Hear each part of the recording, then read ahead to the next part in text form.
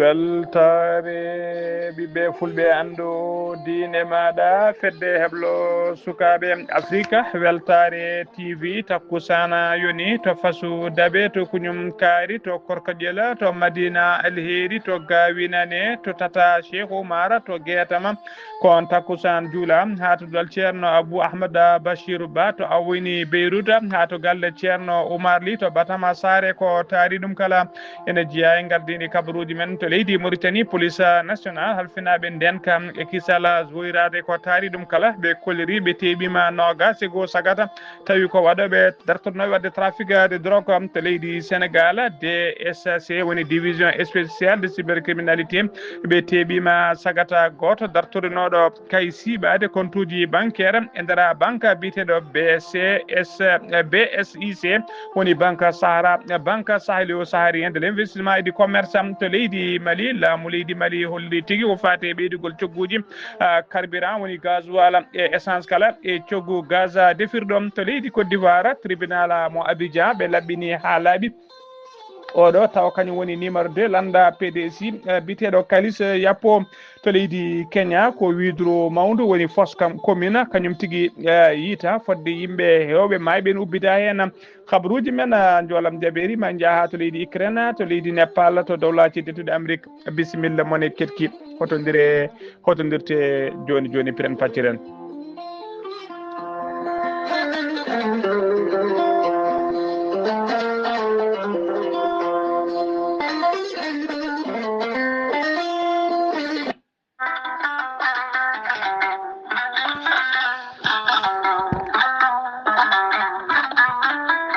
an neɗɗo jambittowo ɓandu musoru ɓandu wuloru ɓandu jaaɗoru neɗɗo toƴiɗo mo ƴiƴam dogata e ɓandu muma joguiɗo AVC jogui cardiaque jokkodire gorel te joni joni mbiya alhamdulillah gorel te ko haako moƴƴo iwru ko to koridinoro ari ko wallude e safrude ha moñi kala yiito hen hoore muɗuma a neɗɗo toƴiɗo yahata juma yahata jama ɓandu musoru koyɗi musoje keceji musoje joguiɗo AVC jogui cardiaque yogay ñabbuji goɗɗi kala sa jokkodire gorel te joni joni jiitoɗa hen hoore maɗa gorel te ko haako moƴƴo iwru ko to koridinoro ala rewam ala effet a yittat ko jamireɗa mbaɗa hen aɗa yara aɗa yiito cellal ɓandu maɗa sa yiɗi jokkodirde e gorel te jahata koto site mabɓe internet a mbaɗa www.gorelte.com ma janggan hoore maɗa kala ko gorel te safrata kala so tawi ko tonggode gorel te jiɗɗa hebde gonɗa koto leydi Mali Bamako jokkodirta koye Amadou Tidiane Keneme o tawete koto Badala Bogo mbatta ko 00 223 78 11 09 39 walla so tawi gonɗa koto ñorodi Sahela jokkodirta koye Dawouda Sare mbatta ko 00 223 72 68 11 54 so tawi gonɗa koto Dakar to an jokkodirta koye Baba Seka mbatta ko 77 882 71 02 so tawi noon gonɗa koto Zambie jokkodirta koye Abdoussalam Ba to Kittoya mbatta ko 00 260 07 62 00 93 83 so tawi gonɗa koto leydi France jokkodirta koye Haruna Ngayda mbatta ko 06 50 99 64 43 so tawi koto États-Unis de Amérique gonɗa jokkodirta koye Abousso Kawral Fouta Business plus 1 34 77 01 56 77 musidɓe tedduɓe gorel te ko safara ɓolo tan woni muɗuma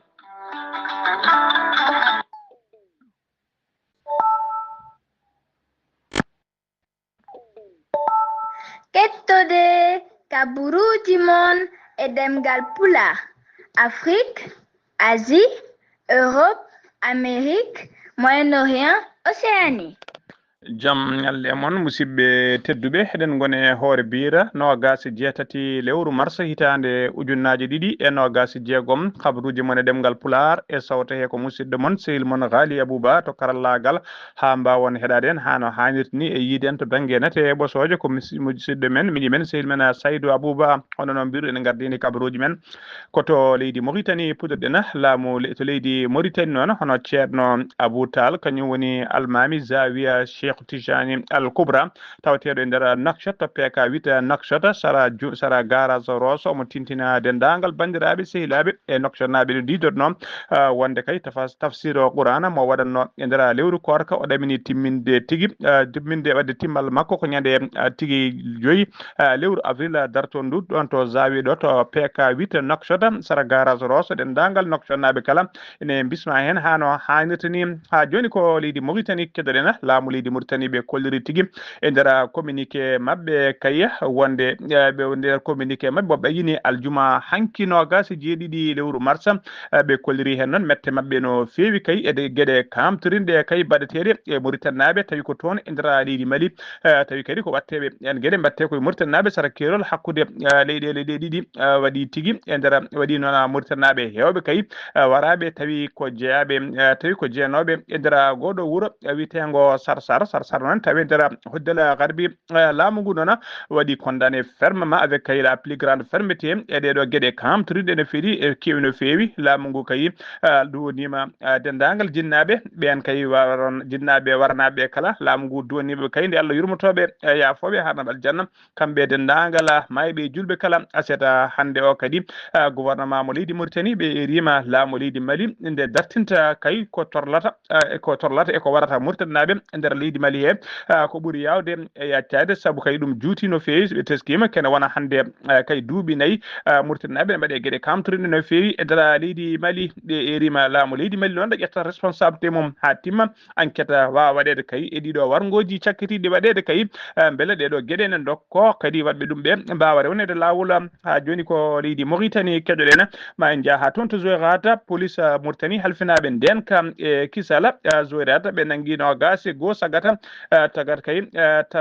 nanggui nogas e goho sagata ine tawe hen nan hoɓɓe tigui ene tawerno mabɓe hoɓɓe ɓe jeeya kay leydi ndi tawi ko dartonoɓe wadde ko wiyete trafic de drogue e nder Zouérate ko taari ɗum kala ɓe tawrama ɓe jogui 45 kilo drogue tawi komo hinde chiche e kene wona kadi ɓe tawrama kadi kene wona ujunnaje jeegom foɗɗere tawi ko poɗɗe ɗaynoje ɗe hinde proco pari cro de hinde proca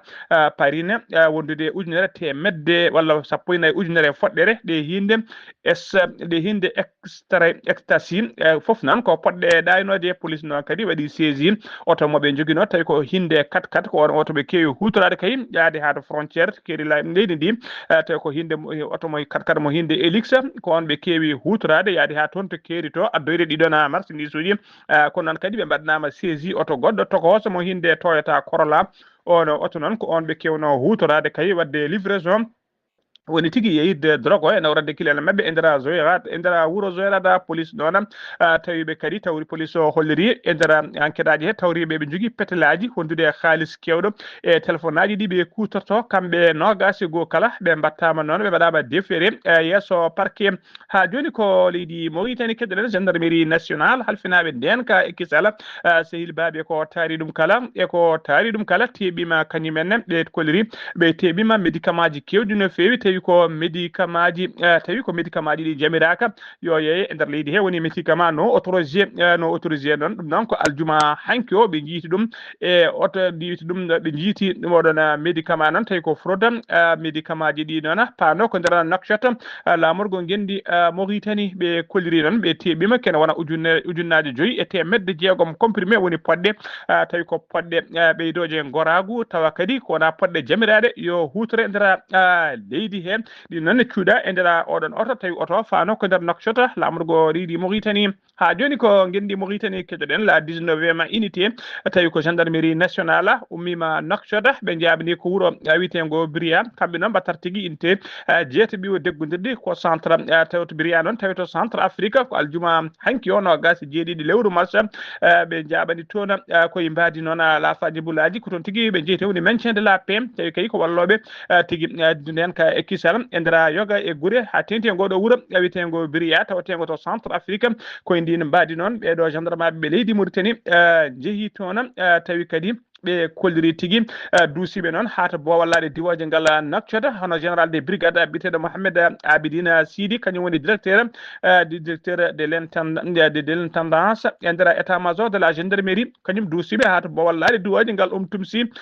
Nouakchott ha joni habruji men demgal Pular senno mbima to leydi Mauritanie koto leydi Sénégal paɗen SAR woni section de recherche o dadiɓe ɓe jinde gendarmerie mbite noon ɓe Dakar ɓe teɓima commerçant goto mo duuɓi nogas jeenayyi tigui jeeyannoɗo jeeyaɗo to leggal Pikine Guinaw Rail omo wiye be mo yette Ndiaye o nanguira noon ko wadde o nanguira tigui ko wadde mo kaya vidéo omo ƴetto hen hoorejo leydi ndi leydi Sénégal hono Bassirou Diomaye Faye mo ƴetto tigui hen koreji mum e wadde ɗum kadi menacé de mort kanko hoorejo leydi ndi e dendagal famille makko kala tawi ko famille hoorejo leydi ndi taweteɗo toon wuuro witengo Jagan Ñawo e nder vidéo e noon e nder vidéo cariɗo e réseaux sociaux ji noon omo wiya kay wonde so tawi omo wiya Bassirou Diomaye Faye aɗa wawi kay janfade Ousmane Sonko kono de kala ganduɗa kay nde nangguɗa Ousmane Sonko walla nangguɗa patriote goto andu famille maɗa kam gonɗo toon to to wuuro witengo Jagañawo woni wuuro Bassirou Diomaye Faye en andu kam ɓen kay wonde ko min waroɓe ɗum an e hoorema somin pewnitimama ko min yoɓoɓe fittanduma nden gendarmerie noon ɓe hinde section de recherche umminima enquête o yiilademo kay ɓe ndewdi kay mbeɗe ndewmi takel haaɓe mbimo teɓɓe nanguimo noon ko nder galle makko nden noon o darima yeeso dadiɓe kay o holliri tigui wonde o holliri tigui wonde o yeddani kay ɗiɗon konngudi saabu kay ɓe kollirimo vidéo o kono o holliri kay o teyani e saaha nde o haalata ɗiɗon konngudi nde o waɗata oɗon vidéo o holliri tigui wonde ko mandilnoɗo wonde kay ko bandilnoɗo hawwi juy ko ɗen addirima kay suude ɗiɗon konngudi kono wona e wondemo e sago makko o ñaguima yafuya noon faade hoorejo leydi e faade famille mum kala kono noon kay ɗon haɗani kay oɗo saaha joni dadiɓe ɓe tebtade makko aljuma hanki o waɗama déféré to parquet ha joni ko leydi Sénégal keɗoɗen DSC woni division spéciale des cybercriminalité ɓe jiiti ɓe pirti réseau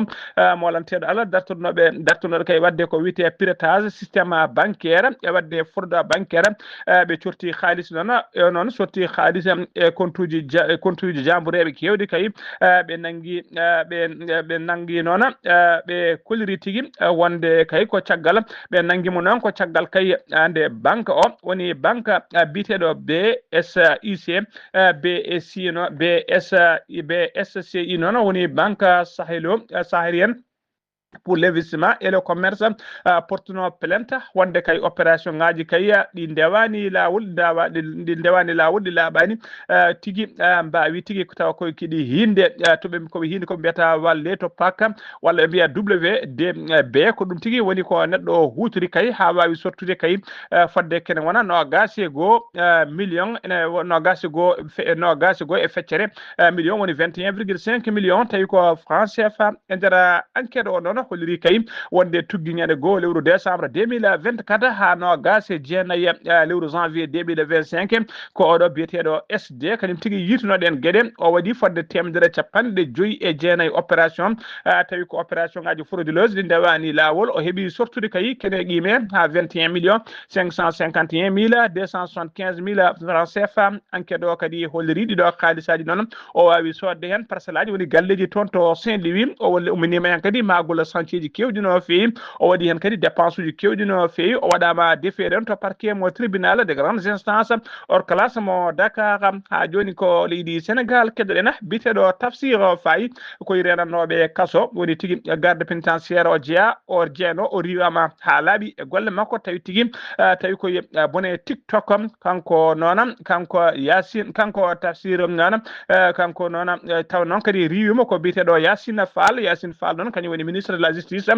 mo gendi Sénégal kañum riwima e golle makko o wonno noon ko vidéo en direct walla mbiyen tigui o waɗi tigui en live e TikTok omo ɓorni tini makko officiel woni tiniji ɓerretoɓe kasoji ɓornoto kay omo ɓorni on tini omo waɗi en live omo ñinga hen noon ɓen kay ardiɓe ko fati dengol kasoji ɗi omo ñingi hen laamu ngu ko ɗum saabi noon o itta tigui o riwa e golle makko ha laaɓi o gollotno noon koto kaso woni maison d'arrêt correctionnel mo Bambey ha joni ko leydi Sénégal keɗoɗen aljuma hanki nogas jeeɗiɗi lewru mars hitande ujunnaje ɗiɗi e nogas jeegom yubbinama seppo molantego Allah to place ɓe mbiyata place l'Obélisque seppo go noon ko hollirde mette mumen kay dowlaji ɗinɗo Amérique e hollirde mette mumen e leydi Israël gueɗe kamtorinde kay e guerre moɓe ummini kay wadde Iran e oɗo saaha joni e hollirde kadi leydi Iran wonde kay ɓe gondi e muɗum heewɓe noon mbawi notitade seppoji ɗi guilayi kay sernaɓe ha e tigui yimɓe ardiɓe pelle e yimɓe haqqe namade kala mbawi notitade e goɗon seppo kay e goɗon seppo eɓe gaari noon keɓe gaddi pancarte uji mabɓe onde e banderole mabɓe e drapeau ji dowlaci e drapeau ji leydi Iran hollirde tigui wonde leydi Iran eɓe gondi e mum ɓe erima kadi de guerre o dartoto ko ɓuuri yawde e yaccade ɓe erima kadi ko wiyete respect des droits international ha joni ko leydi Sénégal keddoɗen armée leydi Sénégal ne tawe sunare mawde no fewi jaltugol aduna biyete jaltugol aduna général en retraite biyetenoɗo général Abdoulaye Dieng jeeyaɗo to nokku biyeteɗo Ngaye Mékhé to Ngaye Mbeke ko toon jeeyano jibinano noon ko guila hitande ujunere temedde jeenayyi capanɗe nayyi e jeetati woni 1948 ko ɓi biyeteɗo no Dacoumba Ndioro Dieng mo Mékhé ko on wonno jinnaɗo makko koye promotion noon on mbiyata promotion déggol jaltunoɗo guila hitande ujunere temedde jeenayyi capanɗe jeeɗiɗi e hitande ujunere temedde jeenayyi capanɗe jeeɗiɗi ɗiɗi woni 1970 à 1972 koye on promotion o yaltuno ko tigui tawi kadi ko sehila ɓattinoɗo général Babacar Gaye ancien chef d'état major général des armées mo leydi Sénégal o wonno kanko général Dieng noon ko officier génie militaire pornoɗo no fewi jiɗon joom diplôme ji tawi kadi ko diplôme ji garɗuɗi hebno diplôme ji ɗi ko toon to dowlaji tedduɗi Amérique o ardinoma noon bataillon génie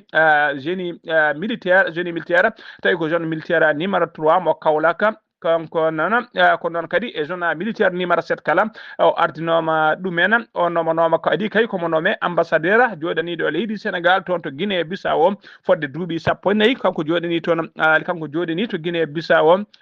duuɓi sappo e nayyi kanko woni toon comme ambassadeur leydi Sénégal to Guinée Bissau ko hitande ujunnaje ɗiɗi noon o nomano général tawi kadi ko président Abdoulaye Wade ko kañum suɓinoma nomimo général ko tigui muridnajo tengtuɗo ko almudo kadi Serigne Mbacké ko aseta hande o wira to Touba caggal kay nde o waɗna ko wiyete hommage militaire jayde wiltare ɓiɓɓe fulɓe andinma Weltare TV ene fecca sunare mum e dendagal arme national leydi ndi kala e famille makko no 10 heures noon ha tengti noon ko wayno joom suudu makko biyetenoɗo ummi joom suudu makko biyeteɗo Ummi Niang e miñiraɓe makko kay ko wayno colonel Falilou Mbacké Dieng en retraite e capitaine en retraite biyeteɗo Abdoulaye Dieng wondude e magistrat Cheikh Dieng kañum woni secrétaire général adjoint du gouvernement e nguɗo laamu goɗa gongu joni ha joni kabruji men demgal Pulaar sen ummima ha joni kabruji men demgal Pulaar koto Touba Padena Serigne Bachirou Mbacké Abdou Kader o holliri tigui dow inde yamirore khalifa général des Mourides hono Serigne Mountaga Mbacké wonde kay diggel kesso ƴettama ko fati kay wonade golle kay tawi ko golle ko wiite déguerpissement kay woni tigi golle ittude ñonkoto e nder boli Touba no dido non ha tengti non e ɗiɗo nokkuji ko wayno kay ittude ñonkoto sara juma mawka ko Touba e ittude ñonkoto jeere okkas e ittude ha e yoga e boli mawɗi kala tawtiɗi e nder wuro ngo kala tawi yidde mabɓe kay e oɗo saaha joni ko ñantude wuro ngo kay e ittude taaɓe kay e ko fate kantinaji e dow lawol ha wuro ngo ɓeydo labde ɓeydo gardude tawa kadi circulation ene wawa latade hano hannirta ni hennene e nder wuro teddungo woni Touba ene tawe noon ene tawe hen kadi haɓade ko fati kay ene tawe e oɗon deguel kay haɓade ha joni ko fati ɓornogol comci kay ɗawgodi timmani ha tengti e rewɓe noon tawi ka nanga kala jeyaɗo ne ɓorni kay comci tawi ndewani lawol jadani e diine jadani e sharia kay ina kay jomum koko haɗete walla koko nangete e haɓade kadi gila ko fati e nandugol simmi e nandugol drok kala e nder ngoɗon wuro teddungo Touba ɗeɗo golle foof noon ɓe kolliri kay yamira tigui oɗo saaha joni halfina golle ɗe ko ɓen wiyeteɓe Baye Fallen noon kañumen jogui kay kañumen goni soldateɓe khalifa général des mourides ko kamɓe kadi kalfina dendagal ko ɓuuri hewde e gueɗe nden ka e kisal e nder wuro Touba ngo khalifa o noon erima Baye Fallen wonde kay yo tinno e nder opération ngaji mabɓe he kay ɓe mbawa tigui gollorade hakkilantagal tawa kadi ene wondi e muñal kewgal no fewi woni ko wiyete clémence kadi yoɓe gandu kala kay mo kaki mum bonna tawi ko poɗɗo kay walla koyno taabi mum walla kantine kala hen poɗɗo waɗede ko wiyete kay indemnisé ma waɗe hano hannirde tawi koye dow lawol ha joni habaruji men demgal Pulaar sen mima toon to leydi Sénégal koto leydi Mali paaɗena o mappa woni tigui office malien des produits pétrolier ɓe kolliri tigui aljuma woni tigui catal halfinaɓe ko fati e gueɗe ummotore pétrole ɓe kolliri noon wonde kay à partir de aset hande o no gas jeetati lewru mars 2026 ha so yi kay ha woni 0h00 wonde kay cogguji carburant gueɗe gasoil ha e essence kala koko e coggu gaz defirɗo koko ɓeydoto e nder jokle leydi he kala e nder ko biteɗo noon Jakiri Dia Dembélé directeur général o mappa o kañum ɓayini oɗon kabaru cohliri noon wonde kay cogguji keesi kay ko ni sifori ko fate essence mo inde super on coggu mum kay kala litre ko 875 000 francs CFA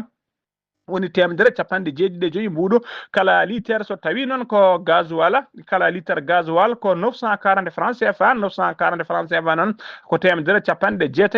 jeetati kala litre on paami tigui ko gasoil ɓuuri tidde toon to leydi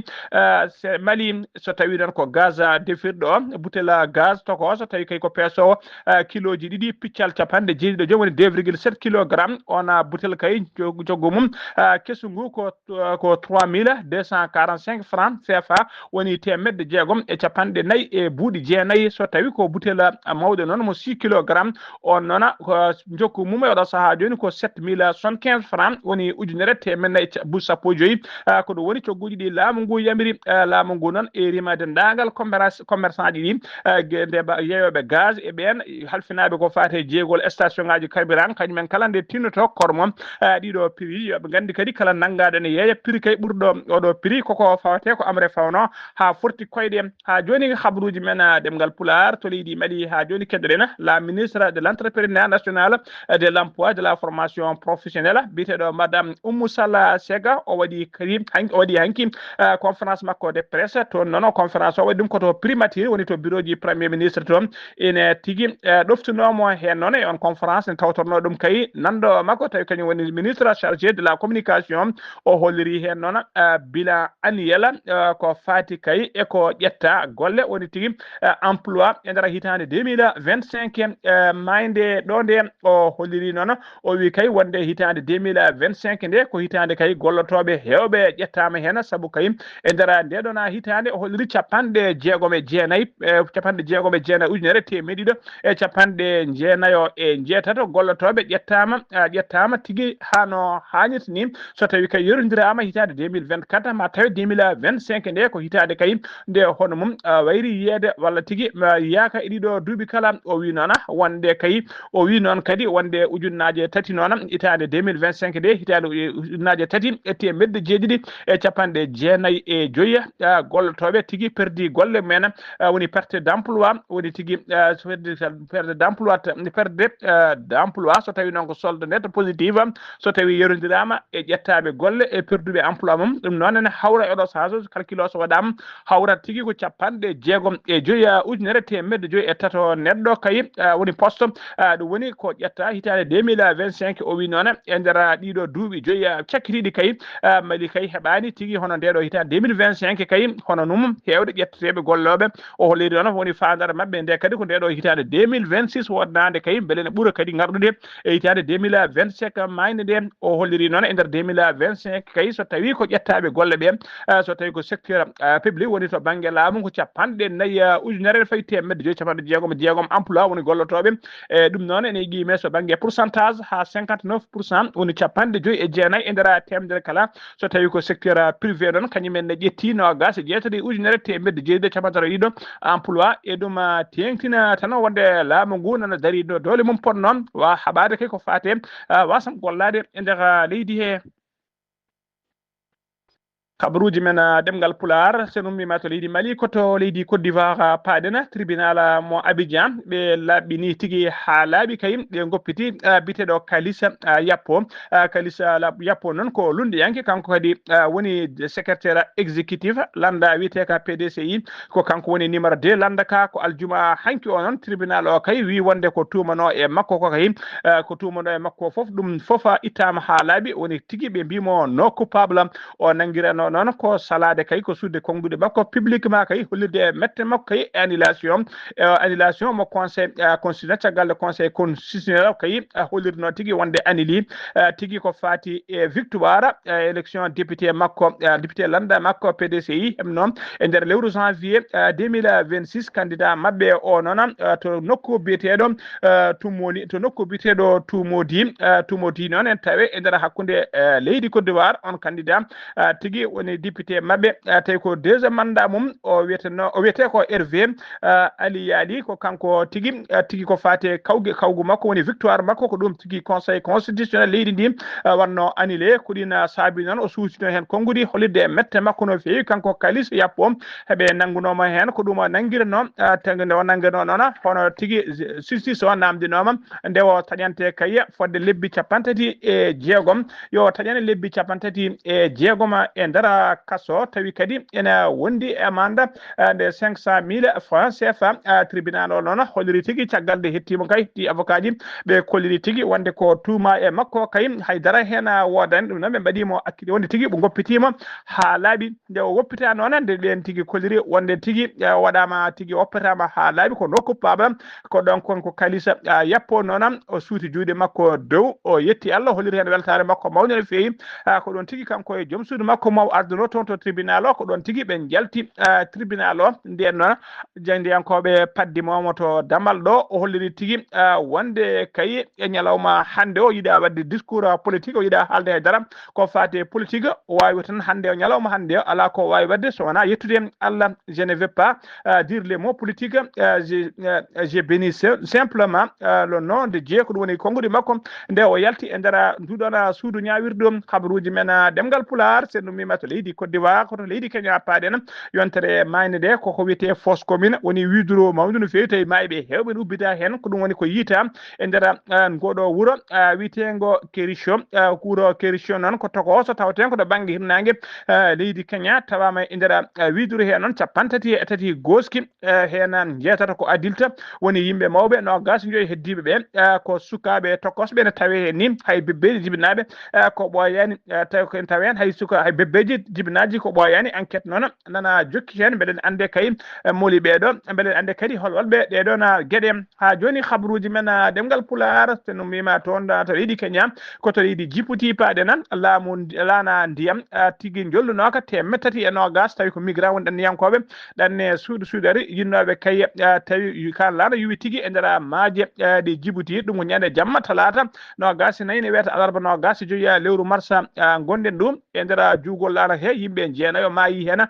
goskiji men jiitama capanɗe nayo e joyo woɗɓe kay ko ronkaɓe yitede woni ko wiyete porté disparu hoɗo no holliri kay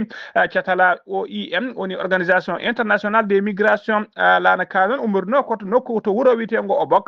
bokk noon tawi to banggue rewo Djibouti ka fano ko toon to Yemen teskama noon ka yinno tigui ƴaɓorade koto nokku to biyete Detroit mo Babel